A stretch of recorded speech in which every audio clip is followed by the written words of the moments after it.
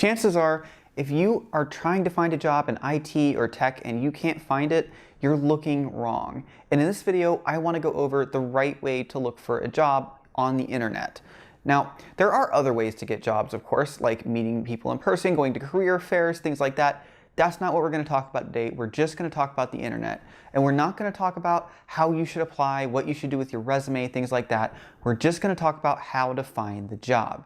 Now, there's three main axes that we're going to look at here. One is the skills that you have for this job.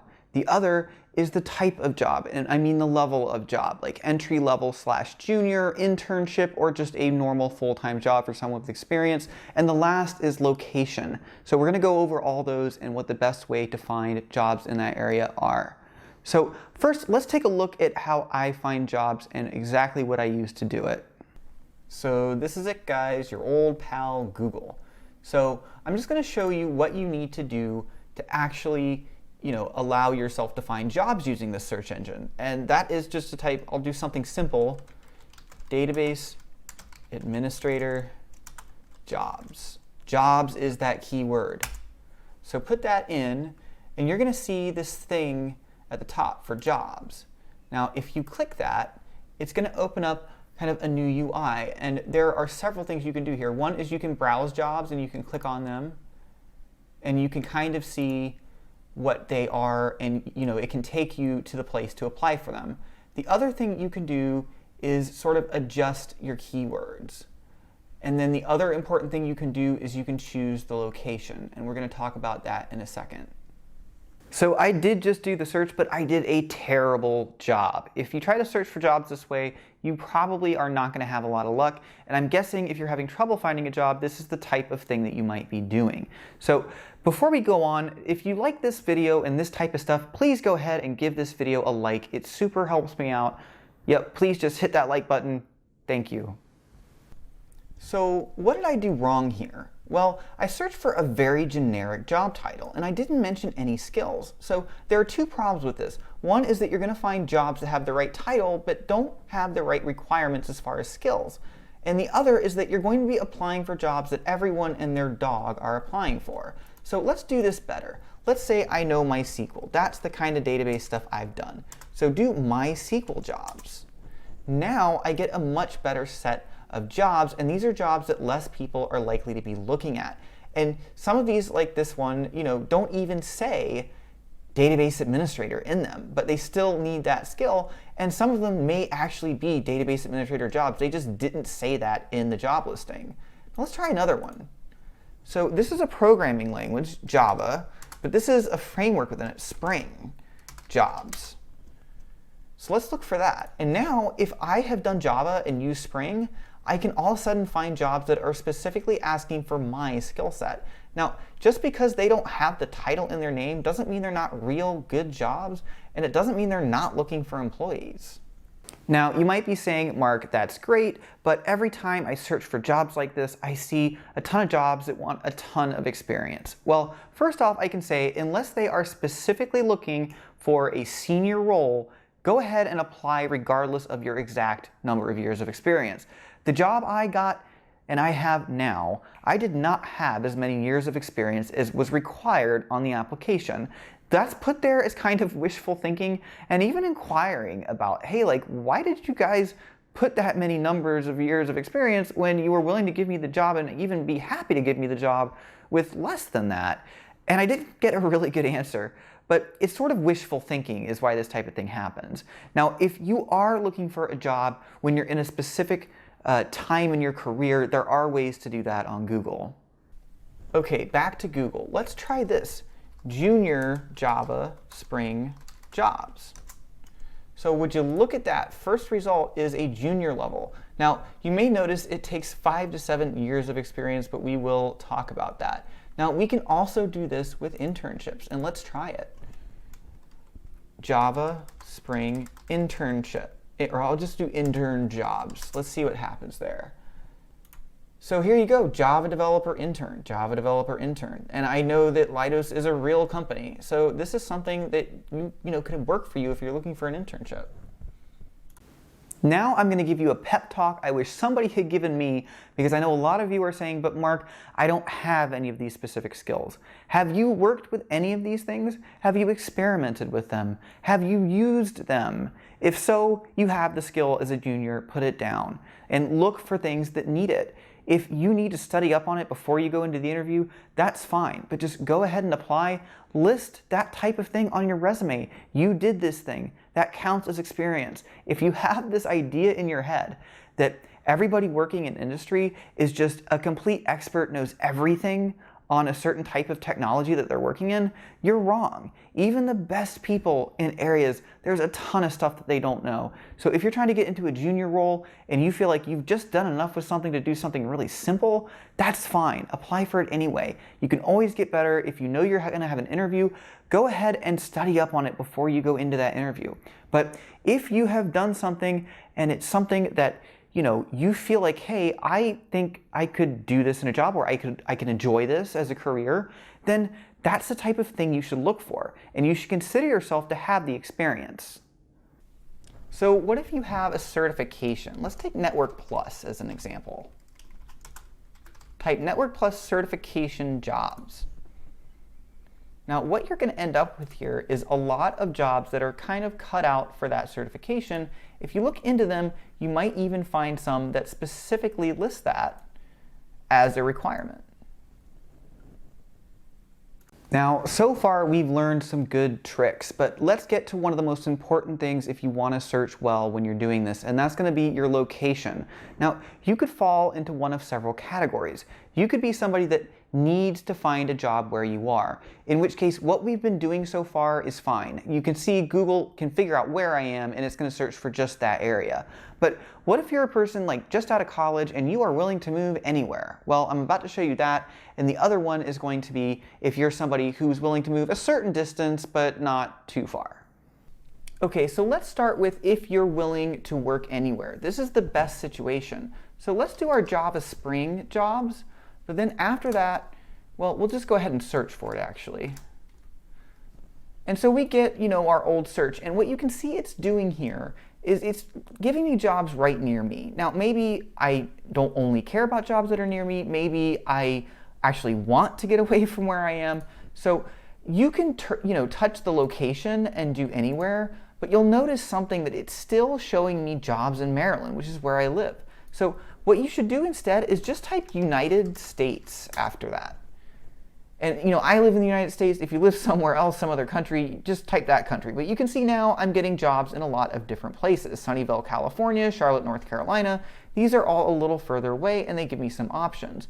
Now, if you are in a specific place, let's say where I am, you can just search the way we were doing before and it will show you where you are. If you want a specific place, search for that specific place.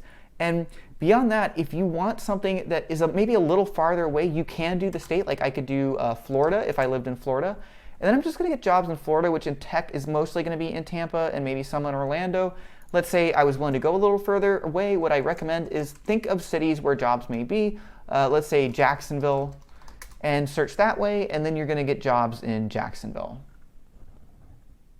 Now, I know you may want to go ahead and go off and do your search right now, but please stick around for a little longer because there's more tricks I can tell you and a few things that I need to warn you about, especially with the method I just showed you. So first, let's cover some other methods. So there's LinkedIn. LinkedIn now has kind of a job search function where you can kind of quickly apply for jobs with either a saved resume or just your LinkedIn profile.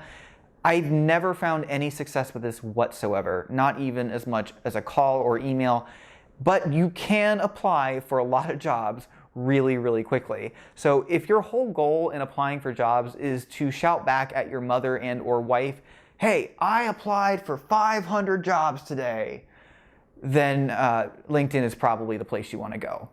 Beyond that, you may notice that Google is sourcing this from a lot of different websites where these applications have been posted. One other trick you can do is, especially if you're interested in working for a specific company, is go to that company's website. One good way to find the section is to just Google company name careers afterwards. And if you can find where they post their job listings locally on their actual website, then you can apply there and you may find some jobs that are really good jobs that maybe this company doesn't have a lot of turnover, or maybe they aren't putting a lot of money into marketing it. But you can, look here and you can maybe find jobs that are good that not a lot of other people are going to see because they're not showing up in searches. And so definitely give that a try. If you can think of a company out there, if you're trying to do an IT job, you can probably find a careers website for that company and see where they're listing IT jobs. And then it comes down to use their search engine as best you can, because it may not be very good at that point. So what else can you do? Well, there's something called Handshake that mostly college students have access to. I've never had any luck on it, but I know from firsthand experience that employers do use it now, especially to find new hires straight out of school. Now, let's get to some of the things I need to warn you about.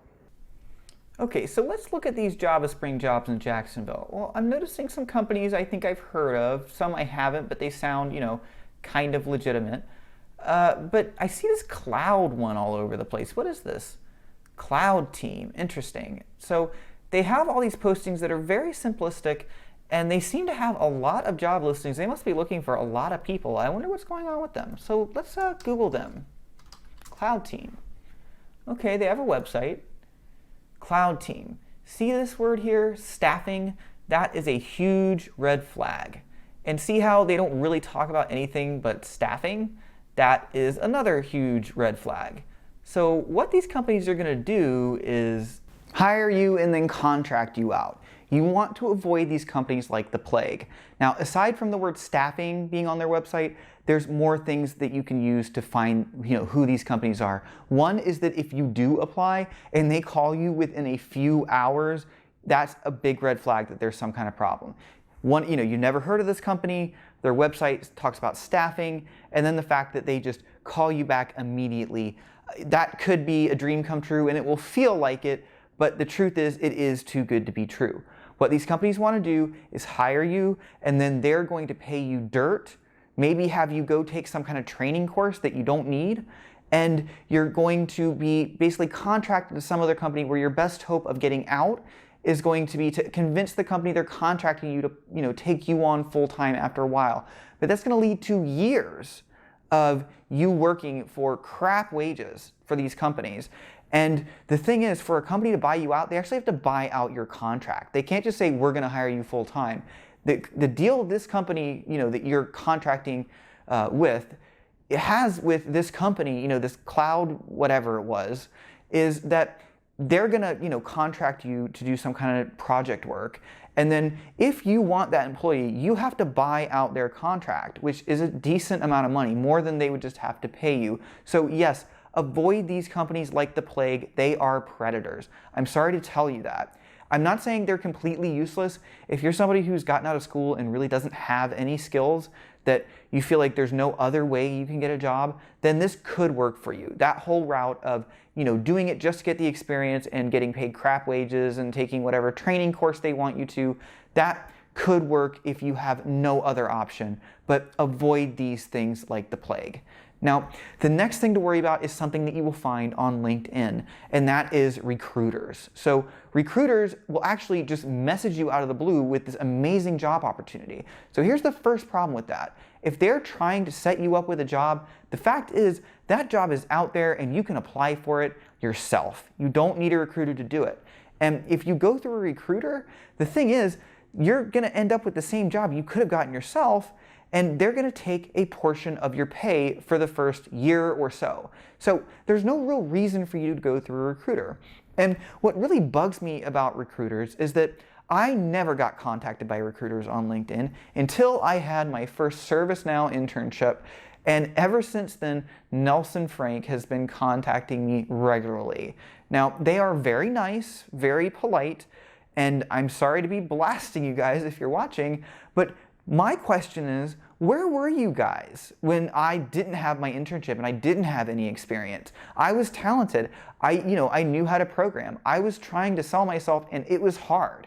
And you guys were nowhere to be seen, nowhere to help me. You just waited until I had some experience, and then you'll try to sell me off somewhere. So, sorry, I don't like recruiters if you can't tell, but that's the main reason why.